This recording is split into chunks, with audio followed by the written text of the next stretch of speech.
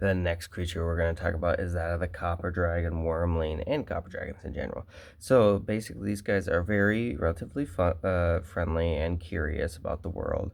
They're very hospitable and all that different stuff, and they usually go ahead and don't fight unless they're forced to, like for their friends or something like that.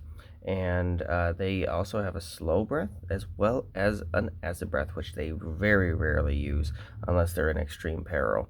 They live in like caverns and also other places like hills and other rock formations. And we're going to go ahead and look at the Wyrmling now, who basically try to make friends and discover new wonders. And let's see, sometimes they do get in trouble, but hey, that's what their friends are for.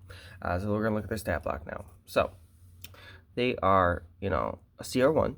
So they're actually kind of a weaker Wyrmling comparative to some of the other ones. They have 16 AC, 22 hit points, 30-foot movement, 30-foot climbing, and 60-foot flying.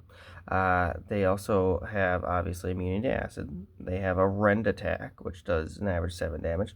They also have that acid breath, which they barely use. So consider that in your campaign, and it only does 18 damage, but that's still pretty good for a CR1. Additionally, they also have a slow breath, which causes speed to be half, and they can either take an action or bonus action, but not both. And so that's a pretty cool ability, I think. So, guys, when using these guys in your campaign, consider that the party might not run into dragons that often, but I think that a Wyrmling would be a really cool friend for the party to have, especially if they're a good party. If they're a bad party, they might just murder them, and that's